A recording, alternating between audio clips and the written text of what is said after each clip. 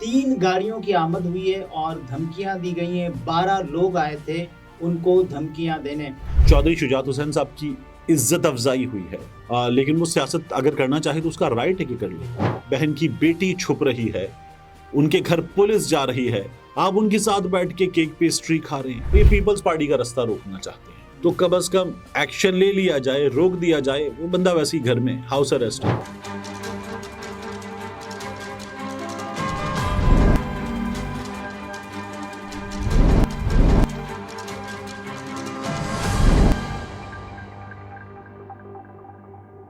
अस्सलाम वालेकुम, मैं हूं अब्दुल सत्तार। आप अलग न्यूज़ देख रहे हैं। तारिक मतीन हमारे साथ हैं। पाकिस्तान तहरीक इंसाफ के एक सियासतदान ने दावा किया है कि उसके घर 3 गाड़ियों की आमद हुई है और धमकियां दी गई हैं। 12 लोग आए थे उनको धमकियां देने।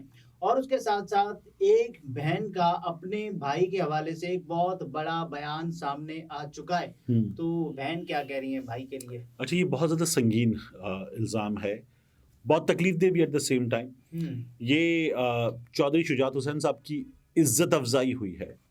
और जब आप उम्र के इस हिस्से में पहुंच चुके हों, अल्लाह ताला शिफा दे, लंबी उम्र दे और सेहतयाबी के साथ दे।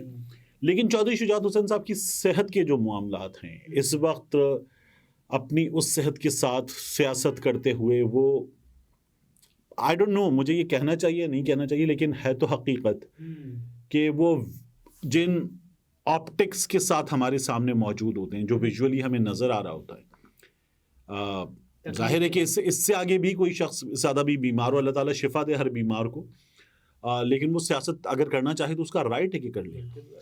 लेकिन अगर आप इस जगह मौजूद रहकर जो सियासत कर रहे हैं उस पर मैं, आप, सहाफ़ी, आम आदमी, कोई तज्ज़िया कार, कोई मुखालिफ सियासतदान जो बातें कर रहा हो वो तो एक तरफ डालें।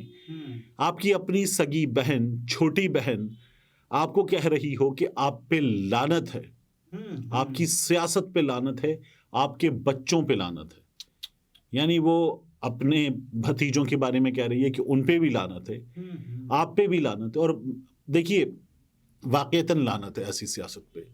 मतलब बहन जो है वो छुप भी रही है, सगे रिश्ते भूल जाएं। बहन छुप रही है, बहन की बेटी छुप रही है, उनके घर पुलिस जा रही है, और आप बैठ के जो लोग भेज रहे हैं पुलिस को, जो लोग ये तमाम काम कर रहे हैं, आप उनके साथ बैठ के केक पेस्ट्री खा रहे हैं, आप उनकी दावतें कर रहे हैं, आप उन लोगों से इत्तेहाद मोहब्बत की पींगें बढ़ा रहे हैं। चौधरी शुजात हुसैन साहब, तो कितनी गिरी हुई सियासत है, कितनी गुजरात के चौधरी ना आम आदमी के लिए, एक बिल्कुल हल्के का एक आम आदमी, एक सियासतदान, एक सहाफ़ी, हर एक के लिए वज़ादार गुजरात के चौधरी ऐसे मशहूर थे।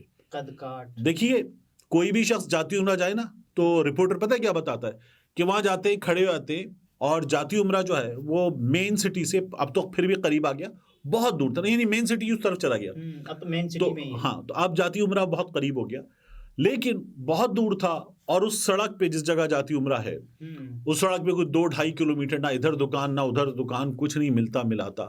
वहां पे अगर कोई शख्स ड्यूटी पे चला गया DSNG के साथ, तो DSNGs में आमतौर पर जो चैनल की न्यूज़ गैदरिंग गाड़ियां होती हैं उनमें एक पीछे कूलर वूलर रखा होता है पानी वानी पीने के लिए। वो इस कहते हैं वहां जाए ना तो मेक श्योर करते हैं कि कूलर भरा हो।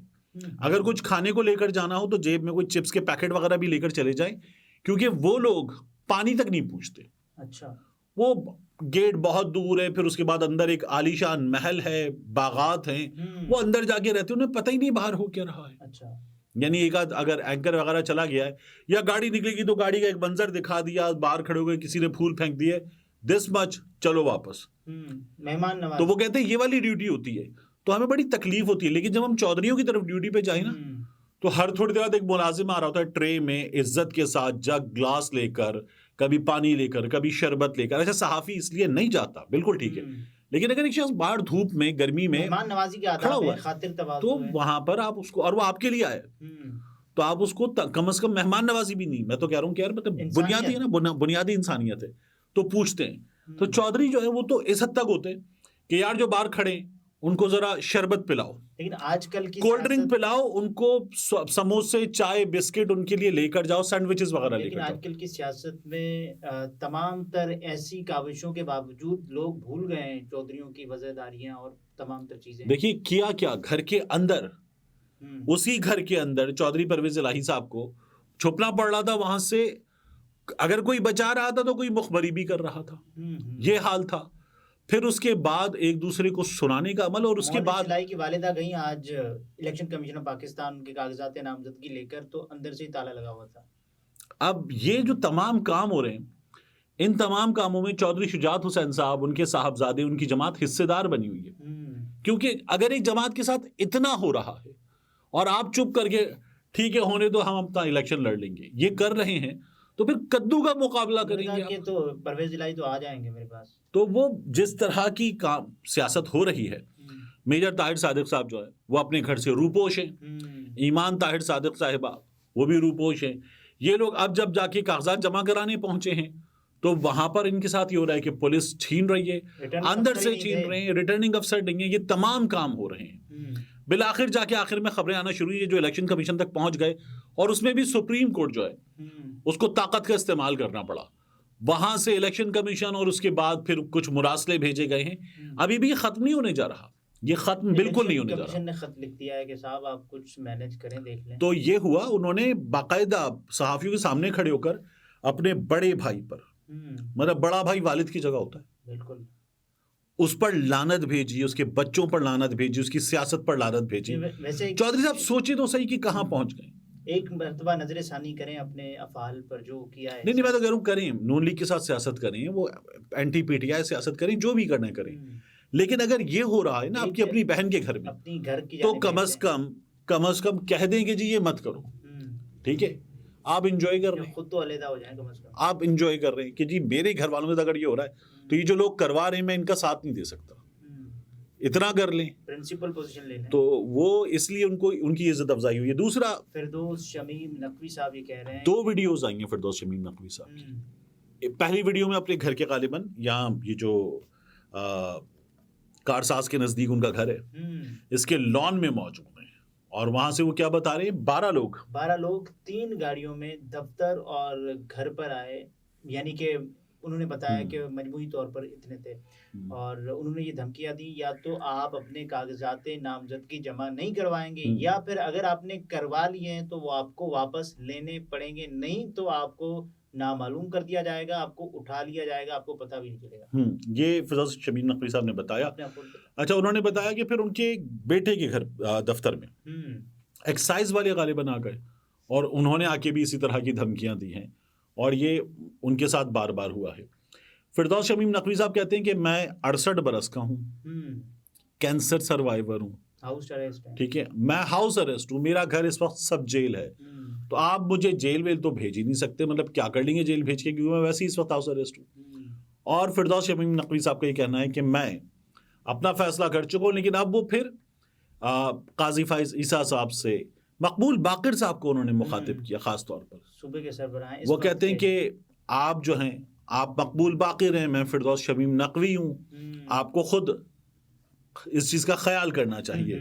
وہ جو تعلق ہے وہ اس کا بھی واسطہ دے رہے ہیں، اور کہہ رہے ہیں خیال کریں، یہ جو ہو رہا ہے تو یہ تو بہت ہی برا ہے، اور آپ اگر خود جج بھی رہ چکے، اس صوبے کے چیف جج رہ چکے، تو انصاف کریں، تو اس چیز کو دیکھیں، آپ انصاف کریں. تو بڑی تکلیف دہ وہ صورتحال ہے فردوس شمیم نقوی صاحب کی. آپ دیکھیے کہ ان کا جو سونی صاحبان ہے، کراچی سے باہر نکل کر لیفٹ سائڈ پر مہمار کے آس پاس، وہاں ان کا کاروبار، ان کا پروجیکٹ ریزیڈنشل اس پہ پہنچ گئے تھے، گراؤ اس کو، پھر اس کے کچھ حصے کو نقصان پہنچایا، پھر وہ سلسلہ رک گیا. ان کے اپنے ساتھ جو ہوا گرفتاری وغیرہ کے معاملات، پھر اس کے بعد ہاؤس اریسٹ کے معاملات. صاحب غالباً وہ پہلے رہنما تھے جنہوں نے پاکستان تحریک انصاف اور عمران خان کے لیے یہ کہا کہ حلفاً یہ کہا کہ عمران خان صاحب نے کبھی بھی ان کو تشدد پر نہیں اکسایا، اور اس کے بعد ہم نے دیکھا کہ ایک ویو آئی اور تمام تر رہنماؤں نے وہی پیغامات ریپیٹ کیے. اچھا، یہ جو سلسلہ ہے نا، دیکھیے کہ گھروں پر پہنچنا، پہنچنے کے بعد توڑ پھوڑ کرنا، یہ یہاں کراچی میں آپ کو کم نظر آ رہا ہے. اس کی وجہ یہ ہے کہ اصل جو مقابلہ ہے، انتخابی مقابلہ نا، وہ پنجاب میں ہے.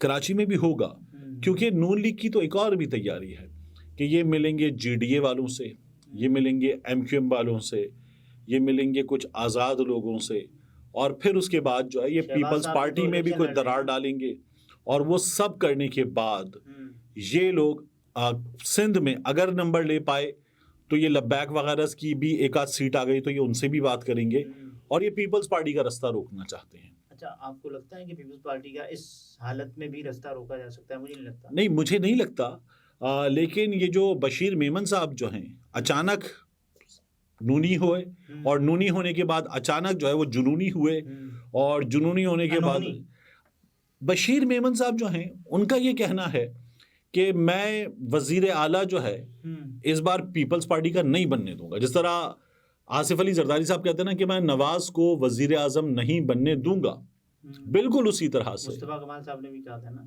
کہ اب تو وزیر اعلیٰ کیا، وزیر اعظم ہماری مرضی سے آئے گا، اس سے پہلے کہا تھا۔ تو اب دیکھیے کیا بنتا ہے، لیکن فردوس شمیم نقوی صاحب جو بتا رہے ہیں اس پر ظاہر ہے کہ اور کچھ نہ بھی کیا جائے تو کم از کم ایکشن لے لیا جائے، روک دیا جائے، وہ بندہ ویسے ہی گھر میں ہاؤس اریسٹ ہے۔